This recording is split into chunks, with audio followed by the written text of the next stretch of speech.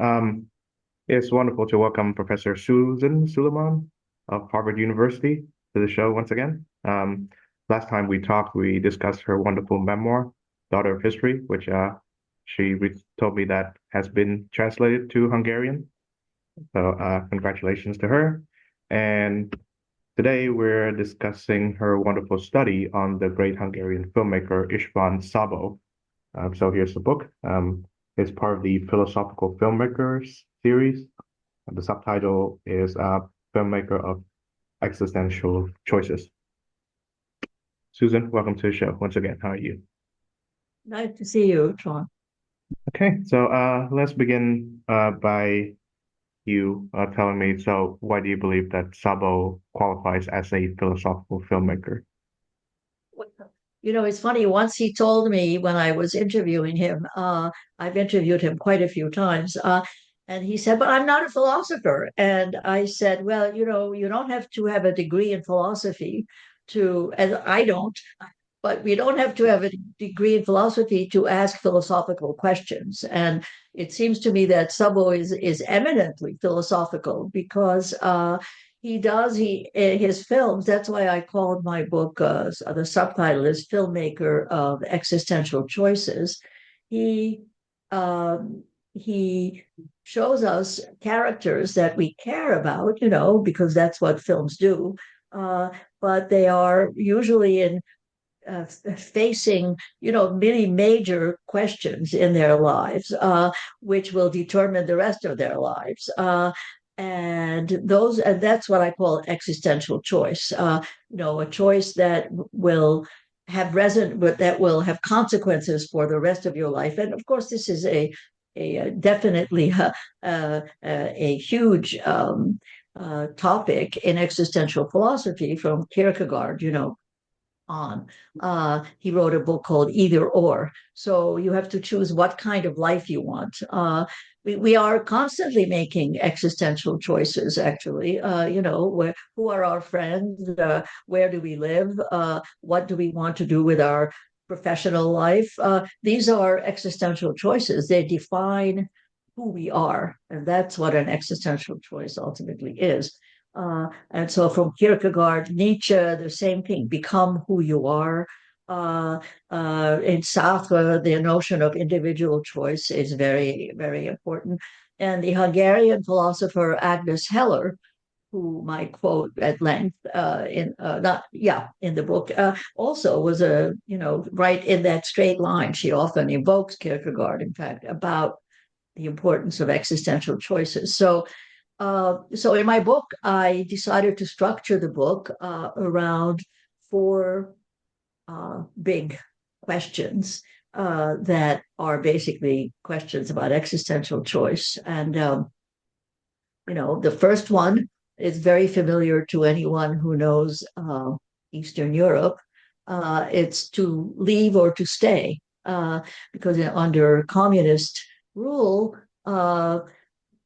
people had this option sometimes to be able to leave. And in Hungary, in fact, in 1956, it was a huge possibility because of the October 1956 revolution or uprising, which for a few weeks made it possible for people to leave the country.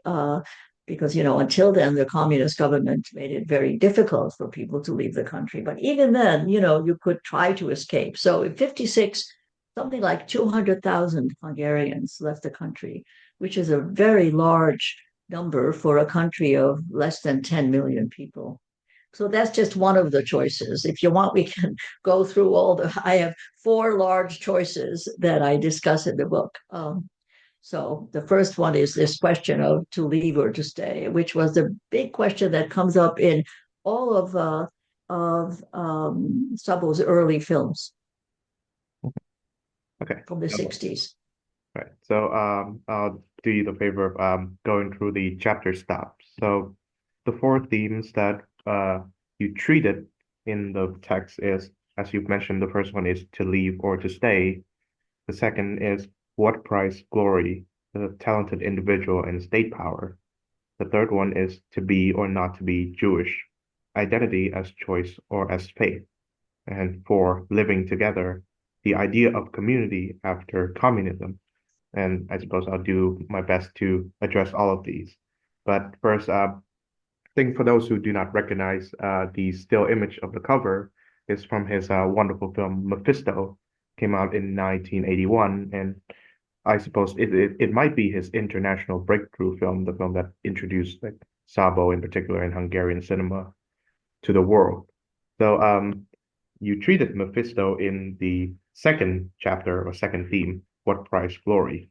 So how does uh how does the film Mephisto and the main character, the story of the main character, Hendrik Hufken, fit into this theme?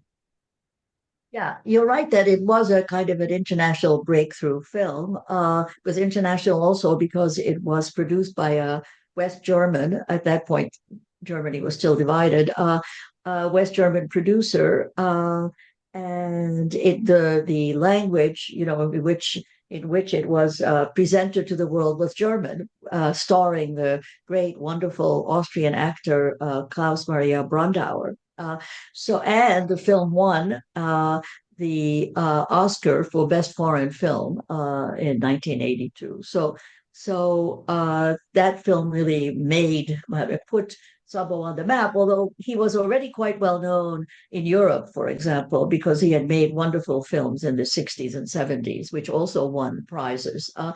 But so Mephisto, well, uh, it's based on a novel by Klaus Mann, the son of Thomas Mann, and it really tells the story based on an actual person of an actor in Nazi Germany, or in Germany, which is becoming Nazified. It starts in the late 20s. This actor is actually originally a left winger. And as the history unfolds, he is also very, very ambitious, extremely ambitious, and talented. He is a talented individual. My chapter is called "The Talented Individual and State Power." So when Hitler gets named chancellor in 1933, he has to. There's an existential choice, another of these, to stay or to leave, but it has to do with collaboration with a very strong state power. He could leave. He's actually married to a left wing intellectual who does leave, and he has the opportunity to leave Germany, but he claims that he can't because he's an actor. The language is very important to him, and what's he going to do besides? It's not that bad. So what the film does absolutely brilliantly is show us how this person who is not evil, and he's not even a Nazi. I mean, he's not a Nazi, but he gets himself step by step, one step after the other. He gets totally enmeshed with with collaboration. That is, he is enrolled, by his kind of patron figure, who is that guy really is kind of evil. It's beautifully played by a German actor, who the patron is based on Goering. Uh, uh, this patron, the minister, offers him all kinds of perks, like to become the head of the Berlin State Theater, to represent the country abroad, all kinds of things that he sort of rationalizes to himself. Oh, yeah, well, I'm not a Nazi, but I could still go and talk about, the great values of German manhood and stuff like that. So now what we watch is this man who is really, as I say, not intrinsically ideological or certainly not evil, but how he becomes uh, he becomes a collaborator, a strong collaborator. So, and Mephisto, of course, refers to the great to Goethe's great poem and play Faust, and this actor in the film, the actor's greatest role, or one of his best roles, is playing Mephistopheles in Goethe's Faust. He plays the devil. But in real life, it's not he who is the devil. He plays Faust because Faust, sells his soul to the devil in the Faust story in exchange for worldly goods and success. And that's exactly what our main character here does. He sells his soul to the devil of Nazism in exchange for worldly success. Yes, and the ending of the film is particularly impactful to me. So he gets like spotlights shining on him, and he was going through the stadium where the 1936 Olympics is going to be held at, and he looks into the camera and he says, "Well, what do they even want from me? I'm just an actor." So the word is Schauspieler, and that word is being thrown about with many different meanings being interlaced with it.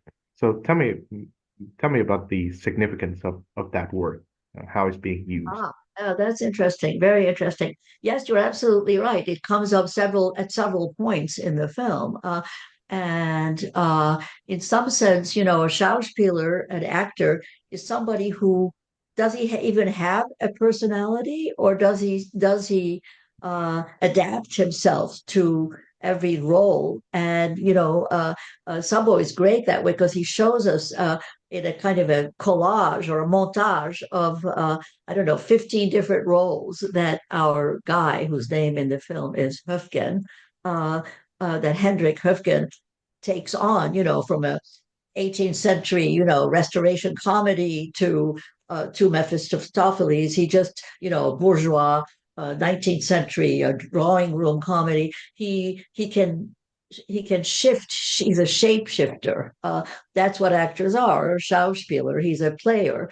But the other thing about Schauspieler that's interesting is that it's the idea of play acting, which is not real. In other words, in play acting, you're not in the real world. You can pretend to be something, but the real world of blood and tears and murder is not what. Even though you're made murder on stage, you're not really killing somebody. So in the play, what's fascinating is I think that he keeps telling himself that he's an actor and that's what his role is.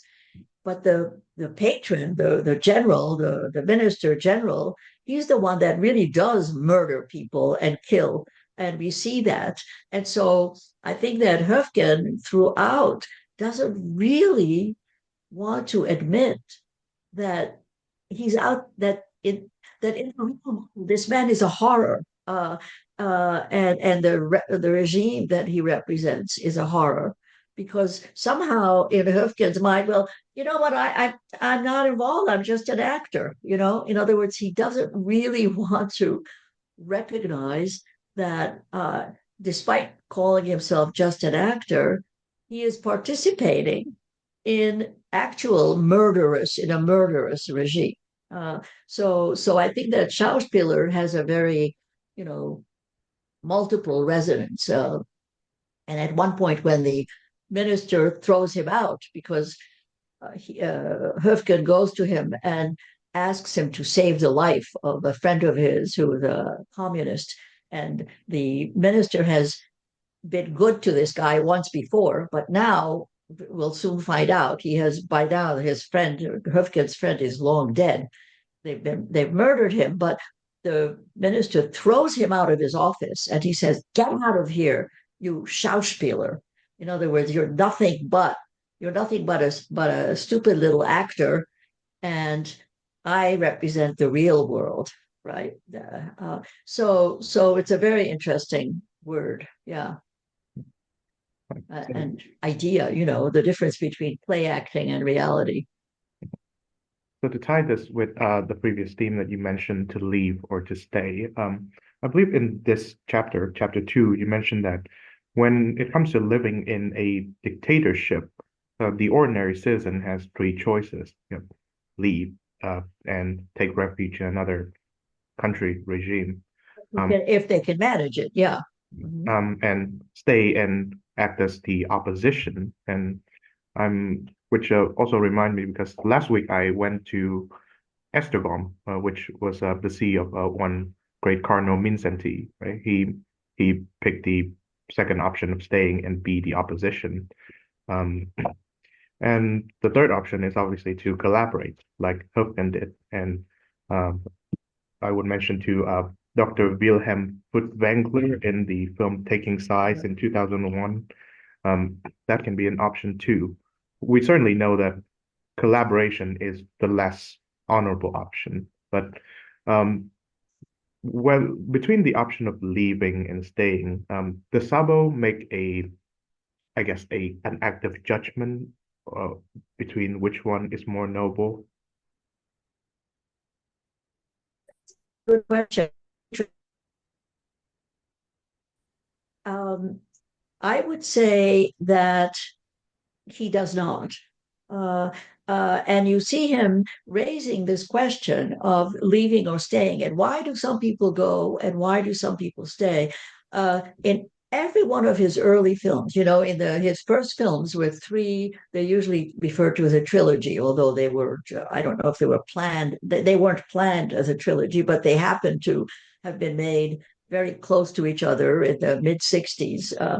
That was his first film, The Age of Daydreaming, Almo do Shokuro. Then the second one, which is called Father, Oppo, that one won a lot of prizes internationally, and Love Film, Szerelmes Film in 1970. So in every one of these films, the main character is played by the same actor, wonderful Hungarian actor, András Bálint. And somehow or other, in every one of these films, the question comes up at some point. A character asks, "So, why didn't you leave in 1956?" Or why did so and so leave in 1956? And we have various answers. And in Szerelmes film, that's all. In other words, the whole story is about a young couple who have loved and known and loved each other since they were children, but she leaves and goes to France in 1956 and becomes a student of design, whatever. She establishes a kind of career there in France, and he stays. And then 10 years later, he goes to visit her in France, in a small town where she lives. This is in the so 10 years later, around 1966, which is when the action takes place. By then you could travel if you had some reason to do that. The regime wasn't that bad. I mean, well, it was pretty bad, but the communist regime had relaxed some of its strictest rules. It was no longer the 50s. So anyway, the young man, goes to visit his lover, his love. He's almost like a combination of sister and love. And the story is about the impossibility of their love, given, even though it's called love film, even though they love each other, but neither one is going to change. They made existential choices. She chose to leave, he chose to stay. And that's it. After the visit, he goes back and they remain friends, but that's about it. And they each have their own life. So I think it's a wonderful film because we don't see any judgment on the part of the film about whether she was right or he was right or whatever. No, it just shows you make a choice and then there are consequences. And that's the beauty of that, I think, is that yes, every existential choice has consequences.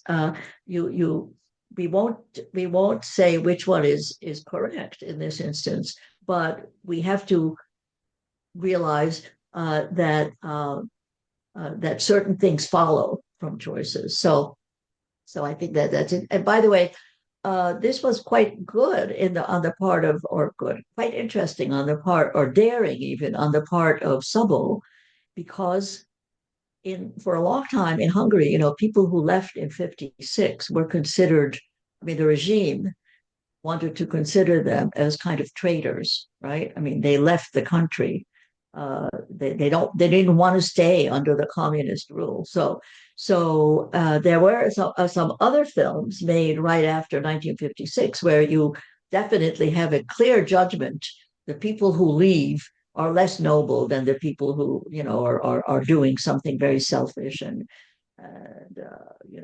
they don't love Hungary enough or something like that. So Yes. I think about another great Hungarian filmmaker, Michael Curtiz, or Mikhail Getes.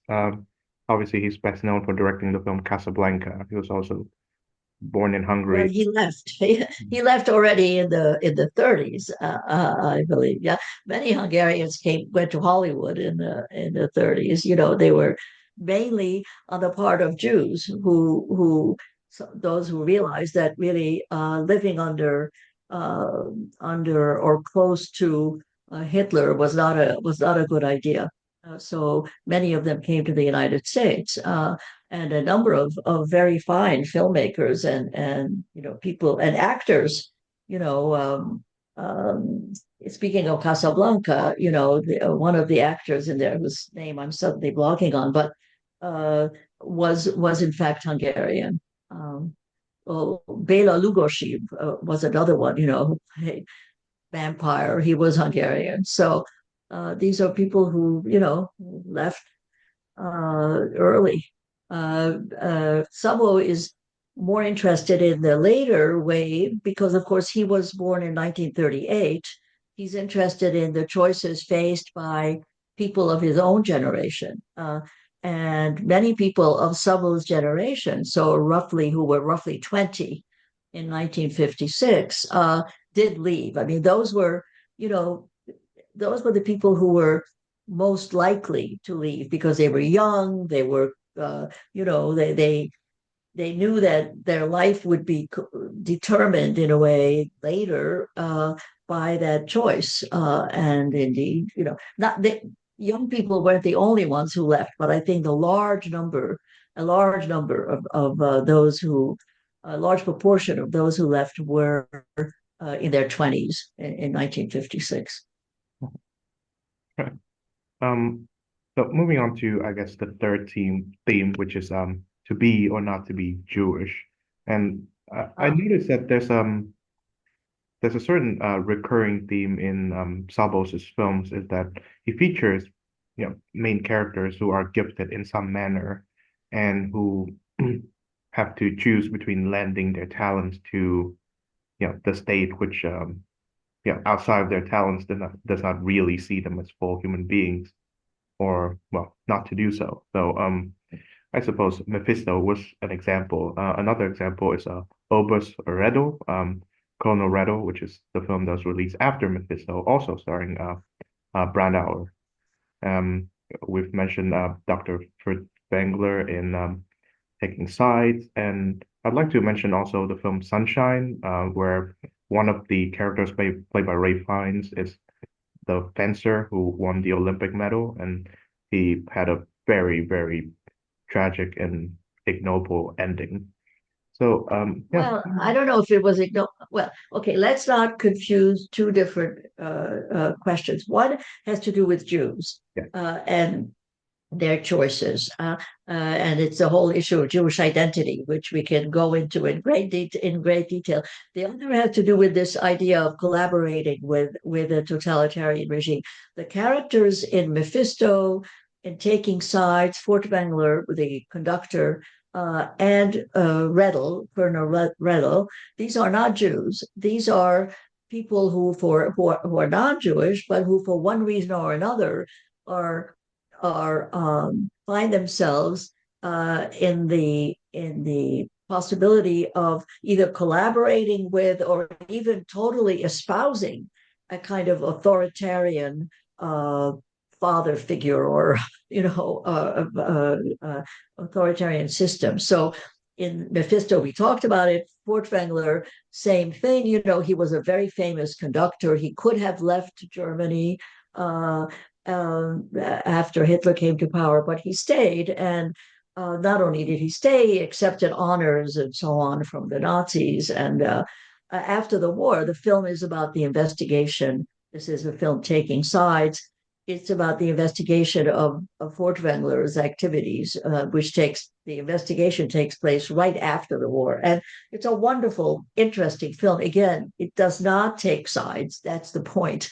Other people take sides. Some say, "Oh, Furtwängler was guilty. He was a Nazi. Whatever, punish him." And then others say, "Well, look, he was a great artist, and he never did anything downright, horrifying. He played, and he has this justification actually for himself, which is, I stayed because I wanted music to go on living, great German culture. So it was important for me to stay, which is, in some ways it's a rationalization, but in another way it's a real reason. So okay, so that's one thing. Then there are the question of the Jewish of people like the character in Sunshine that you refer to, who are Jews and who become more patriotic than the Hungarians. They are more Hungarian than the Hungarians. That is, they love Hungary. They want to be. They are part. This character wins a gold medal in the 36 Olympics in Berlin. But alas, he is absolutely crushed by the growing anti-Semitism and then eventually by the Holocaust. So I don't think that his death is ignoble. It's horrifying. It's absolutely sadistic what they do to him. But he is tormented. He's like almost like a martyr, not exactly, but he is murdered in a sadistic way in a forced labor camp for Jews. So in a way, that his fate is the most horrifyingly ironic, because he wanted to show that he felt that he was Hungarian to the core, even though, or in addition to, or no, not even, he converted.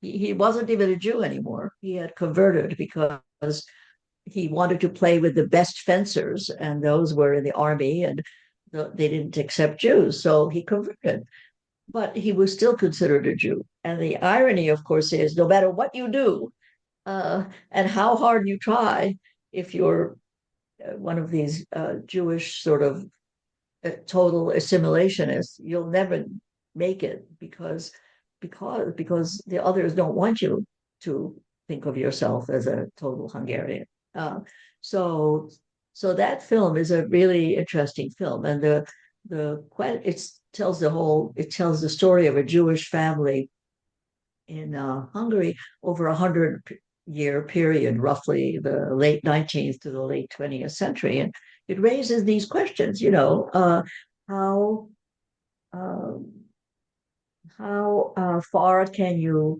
try to go in being a good patriot uh, if it means denying your Jewishness, and will that ever succeed? I think that there's this really tormented question for Jews that Szabó explores in several films. Actually, not only Sunshine. In Sunshine, it's the most explicit, but it occurs in small scenes in some of his very early films.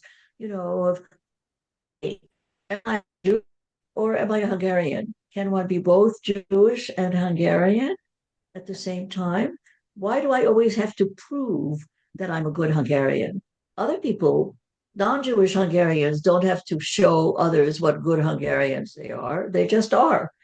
But as a Jew, I have to constantly prove that I'm a good Hungarian. This is one of the characters who says this in the film Father, uh, a young woman.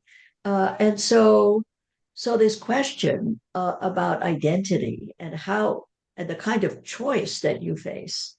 Should you try and give up your Jewishness, or should you, on the contrary, not try to give it up, but proclaim it and say, hey, kill me if you want, but don't. But I am a Jew and I'm Hungarian. Uh, so those are possibilities, and Sabo shows just about all of them in Sunshine, because that film was made in 1999, after the fall of the Berlin Wall, when these questions could be raised very openly. But as you know, under the communist regime, uh, issues about Jewishness were never spoken out loud, or you couldn't even write the word Jew in the newspapers. It was always euphemistic, the people who were deported, the sufferers, the this or that. But very little was said about the Holocaust, actually, for a long time under the communist rule, because uh, they thought of the Holocaust just as part of the anti-fascist struggle. In other words, like the Jews were not killed because they were Jews, but not Hitler was fighting against all the anti-fascists. So there was really no attempt to recognize the specificity of the Jewish persecution in the Holocaust under the communist regime. But later, of course, that all of that became a big subject, and that's what allowed Szabó to really explore the question of Jewish identity in Sunshine, which is a really wonderful film. Yes. Yeah, I think one should mention also that the Stalin figure of the pre-56 post-45 regime of Hungary, much as Rákosi is himself Jewish.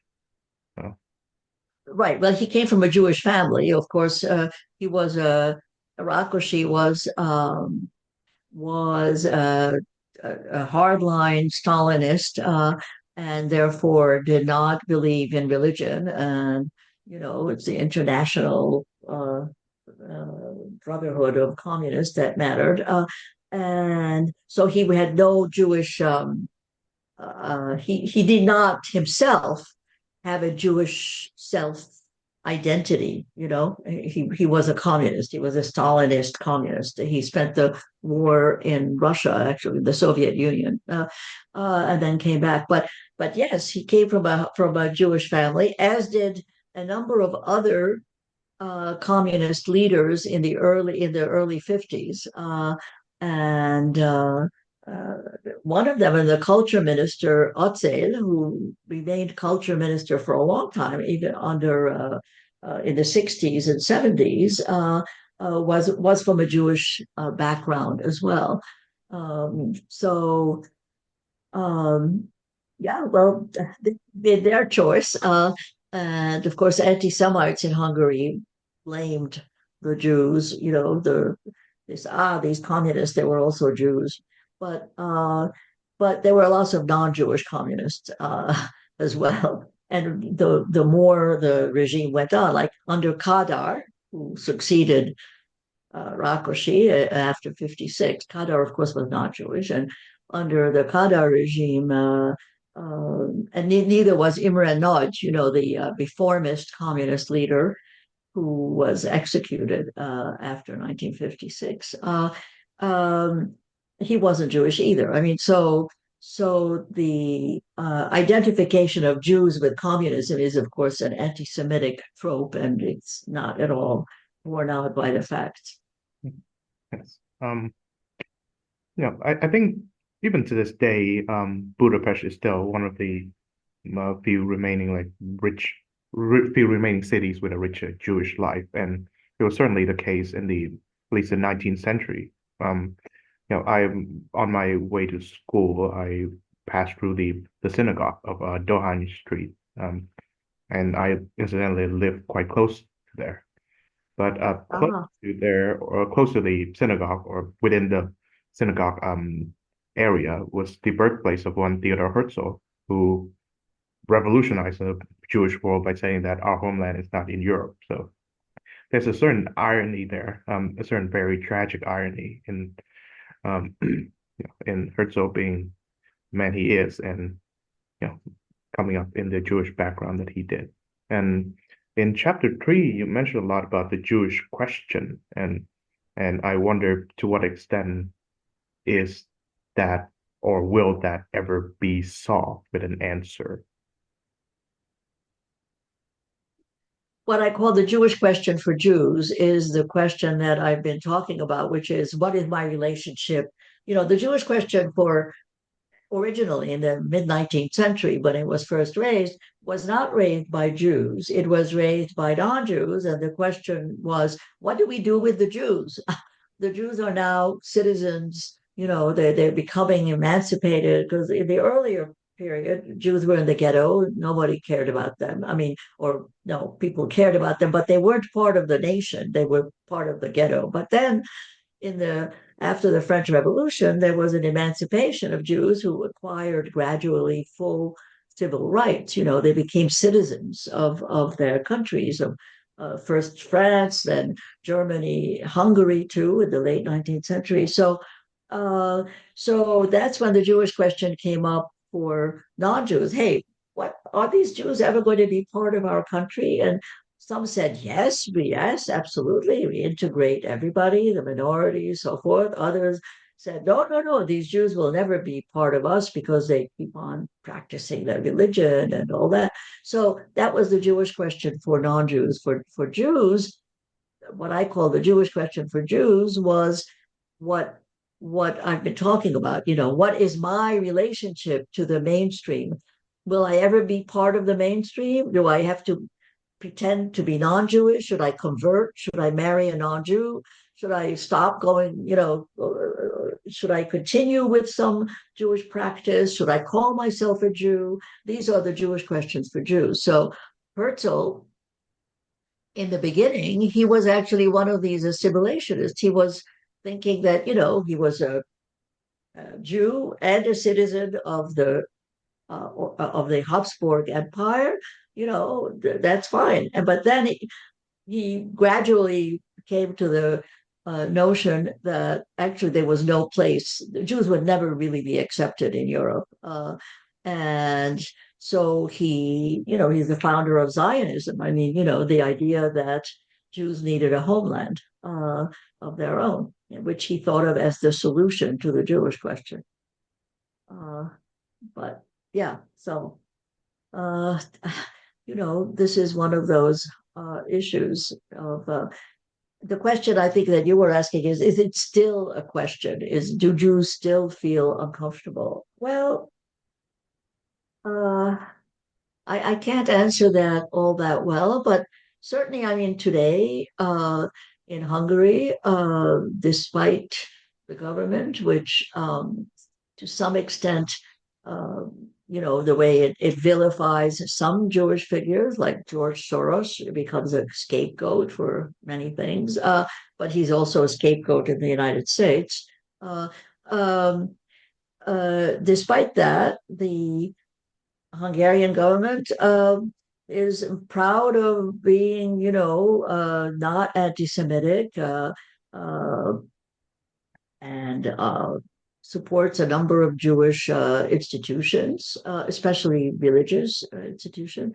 So, and I think as you mentioned, there's a vibrant uh, Jewish life right now in Hungary, in Budapest, really. I mean, that's really where it all is. So the question is, can you feel comfortable if you're a Jew in Hungary at the moment?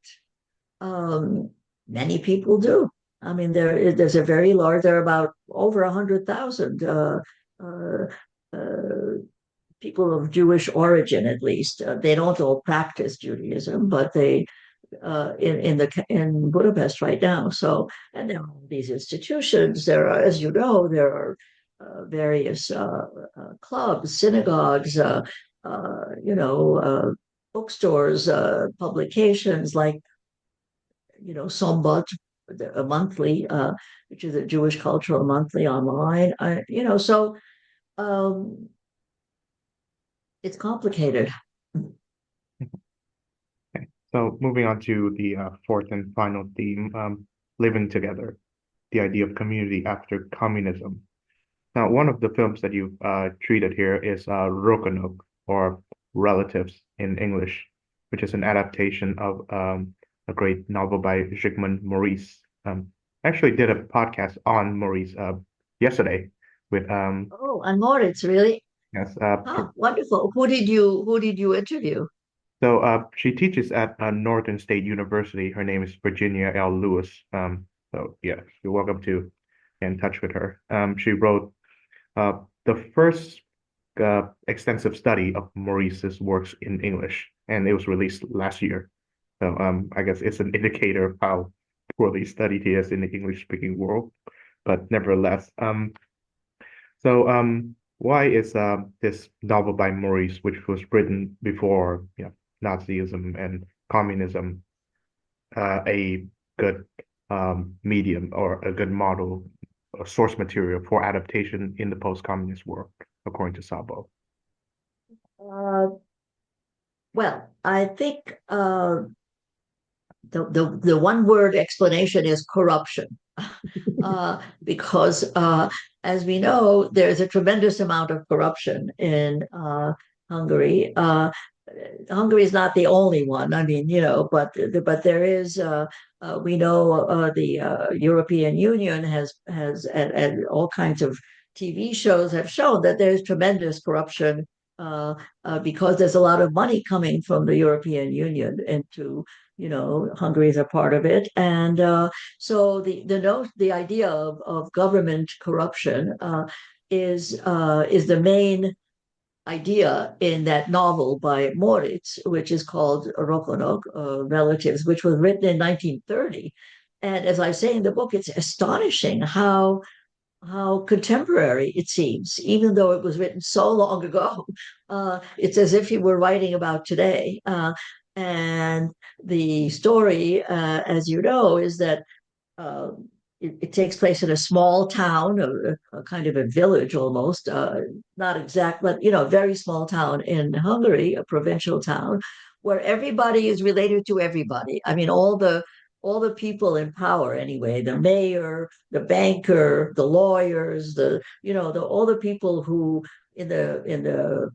who hold the reins of financial and political and judicial power, they all are moving in the same circle, and they're all somehow related to each other, being a small town. So and so's cousin married this one's uncle, that kind of thing. So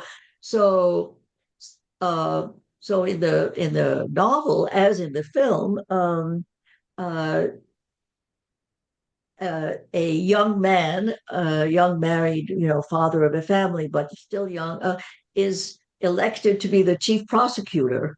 And he's really quite innocent politically. He too has all these relatives everywhere, but he's kind of well meaning and he's not corrupt. But eventually gets sacrificed to the corruption of all the others. And when he tries to some, I mean, he's not an idealist, he's not a crusader, but at one point he tries to stand up to, the all the others, the mayor, the banker, the this and that, and he gets crushed by this whole network of relatives. Of course, the poor people on the bottom, the tenant farmers, they're not part of all these relatives, but the people on in the middle and on top are. So I think that it's I think it was a very good film to produce in 2006. There was a lot of corruption, and I have to say there was corruption even in the socialist government. I mean, Orban's government is not the only one, although I think they have perfected the art of corruption. But even before, under the communist, or not communist, sorry, even under communism, there was corruption. But let's say when the socialists were in power after communism, there was corruption too. Uh, so it's a very good, timely topic. I should say that the films that Szabó made after 1989 are really interesting. The two that he made almost immediately right after, I think, are just wonderfully. Really, they raise all the good questions. One is Meeting Venus, which was an English language film that he made in 1991. Uh, and it's what I call the sort of optimistic version of post-communism, where a somewhat optimistic version where there's a kind of hope that now that now that the Iron Curtain has fallen, we are in a world where people can come together. That's why the chapter is called The Idea of Community. All the different countries of Europe can collaborate. And in the film, this collaboration takes the form of an opera. In other words, opera singers and conductor get together in Paris to do a production of Tannhäuser. And so there's a kind of cautious optimism. Things are, difficult, but and people still hate each other sometimes. The Hungarian calls the German a Nazi. All these nationalist things come up, but still they produce a beautiful thing with their production of Tannhäuser. Music is very important to Szabó, and so that's the kind of optimistic version of what might be possible: collaboration, cooperation, after the fall of the Berlin Wall. And then right after that, like a year later, he released his next film, which is not that well known in America anyway, but in Hungary was a huge hit and a huge hit in Europe, which is called in Hungarian, it's Édes Emma Drága Böber, Sweet Emma Dear Böber. It's about two young women in Hungary right after the change, what they call the regime change, who are they're poor really, but they are teachers of Russian in a sort of a middle school. And right after that, Russian is no longer a required language because now now it's English. So they have to learn to become teachers of English. And it's a whole new discipline, and in that film, it ends rather hopelessly. I mean, it just sort of shows that with the new post-communist world, some people will succeed, and others will again get crushed because they fall victim in some way to the new capitalism, to the new globalism, to whatever you want to call it, but they aren't able to make it. And that was true. I mean, I think that people were very much aware in Hungary in the early 90s that the with the coming of the post-communist world, some people were going to be left high and dry. Economic inequality and those things which are still with us now. So Sabo, made these two films where one was kind of hopeful and the other one was really not hopeful at all uh, about, or at least shows that shows the negative aspects of this new world order that came about after 1989. Yes. I suppose a grander theme in all of Szabó's movies is individuals living in time periods that, if we're fortunate enough, we only get to study about. And of course, the relationship of the individual to history. I wonder, from studying his films, does it strike you that he believes that history is deterministic to the lives of individuals, or can individuals make choices that, if not rise above, then just manage through that? It's really a good question. Really a good question. Uh, I think what he shows is individuals struggling to maintain or to make choices in a situation where uh, other people, way beyond them, are the ones that make the big decisions. It's what I call history with the capital H. In other words, you can make all the choices you want, but if a war suddenly erupts, everything changes, right? And then you're struggling and figuring out, well, how can I survive this war? So I think what Sabo shows is that all we can do is we are faced sometimes with really difficult, impossible choices, and we're just struggling to see how we can survive. And some people do, and some people don't. Is it a matter of luck? Is it, I mean, can history crush you? Yes. But I think it's the old question about predestination. I mean, we have some freedom. We do have some freedom to try to make choices, even in a limited way, right? To what degree will we collaborate with an authoritarian regime? To what degree will we try to carve out a personal life, even in a difficult situation? Or he often uses, he's given a lot of interviews, and he often uses the metaphor, of the storm. Here we are, the winds are blowing, the storms of history are upon us, and yet we have to try and live. So so what happens? Well, we have this little degree of choice, and it may turn out to be a good one. We survive, or it may turn out to be a bad one. We don't survive. Uh, you see that in Sunshine. You know the family. I mean, the guy. The fencer has the chance to leave Hungary. Uh, in the late 30s, he's world famous. They could leave, he and the whole family, and he keeps saying, "No, no, no, no, no. This will blow over. This bad anti-Semitism will blow over. We'll just stay here."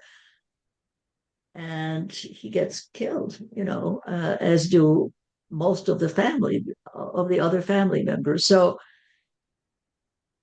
he made the wrong choice, but he chose. I mean, he still had a degree of freedom, right, to choose. Alas, it was not the good choice, but we only know that afterward,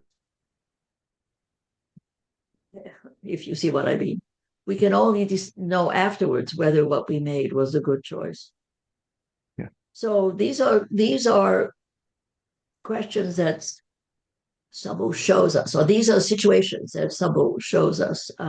And that, I think, is what makes his work so interesting and compelling and philosophical. I think that's a wonderful note to end on. Thank you very much, Susan Suleiman, for once again joining the show. Good. Thank you.